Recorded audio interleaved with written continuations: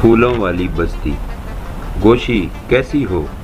11 سالہ عدیلہ ٹوکری پکڑ کر گھر سے باہر نکلی تو اسی وقت گوشی بھی اپنے گھر سے نکلی۔ گوشی نے مسکرا کر اس کی طرف دیکھا۔ عدیلہ بھی اپنی ٹوکری پکڑ کر اس کے ساتھ چلنے لگی۔ دونوں سہیلیاں باتیں کرتے ہوئے قریبی باغ میں پہنچ گئی۔ اس گاؤں کے لوگ گلاب کے مختلف اقسام کے پھول بڑی تعداد میں کاشت کرتے اور پھر قریبی شہروں میں انہیں اچھے داموں میں بیچ دیتے۔ اس لیے یہ بستی پھولوں والی بستی کے نام سے مشہور تھی۔ یہاں رنگ رنگ اور مختلف اقسام کے پھولوں کے باغات تھے۔ تم دونوں اتنی دیر سے آئی ہو؟ باغ میں کام کرتی بی بی گل نے ایک نظر آن دونوں پر ڈالی۔ بی بی گل ان کے پڑوس میں رہتی تھی۔ دونوں بچیاں ان کے ساتھ ہی آتی اور جاتی تھی۔ بی بی گل بستی کی بچیوں کو قرآن کی تعلیم بھی دیتی تھی۔ وہ میٹرک پاس تھی، اس لیے بستی کے بچوں کو صبح کے وقت پڑھاتی بھی تھی۔ دوپہر میں کام کرنے باغ میں آ جاتی، کیونکہ یہ ان کا خاندانی پیشہ تھا۔ وہ سب مل کر کام کرنے لگے۔ وہ دونوں باتیں کرتے ہوئے پھول توڑ توڑ کر اپنی ٹوکری میں ڈال رہی تھی۔ تمہیں پتہ ہے رانی نے کل کیا کیا؟ گوشی نے اچانک دھیمی آواز میں کہا۔ نہیں، وہ کل تمہارے کان میں کچھ کہہ رہی تھی نا؟ وہ اپنی سوتیلی ماں کے بارے میں بتا رہی تھی۔ بہت ظالم ہے اس کی سوتیلی ماں۔ گوشی نے کانوں کو ہاتھ لگایا۔ اچھا، مگر شکل سے تو بہت اچھی لگتی ہے۔ عدیلہ نے حیرت سے سوال کیا۔ شکل کو رہنے دو، بہت تنگ کیا ہوا ہے رانی کو۔ اسے کھانے کو بھی نہیں دیتے، سب کام رانی سے کرواتے ہیں۔ اور گوشی جلدی جلدی رانی سے سنی ساری باتیں عدیلہ کو بتانے لگی۔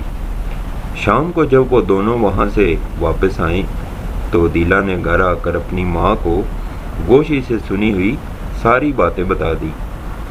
ہائے اللہ، رانی بیچاری پر اتنا ظلم ہو رہا ہے۔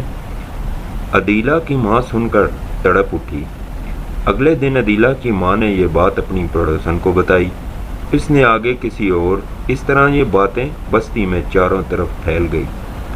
جب یہ باتیں گھومتی پھرتی رانی کے گھر پہنچی تو اس کی سوتیلی ماں نے رانی کے ابا سے کہا، میں نے کب اسے بھوکا رکھا یا مارا ہے؟ میں بات کرتا ہوں، رانی کے ابا نے پریشانی سے کہا۔ جب ابا نے رانی سے پوچھا تو رانی پریشان ہو گئی۔ ابا، میں نے تو ایسے ہی کہہ دیا تھا، میرا مطلب یہ تو نہیں تھا کہ رانی نے ڈرتے ڈرتے کہا۔ تم نے جھوٹ کیوں بولا؟ اس سے ہمارے گھرانے کی پوری بستی میں بے عزتی ہوئی ہے، ابا نے گرجتے ہوئے کہا۔ ابا معاف کر دیں، رانی نے روتے ہوئے کہا۔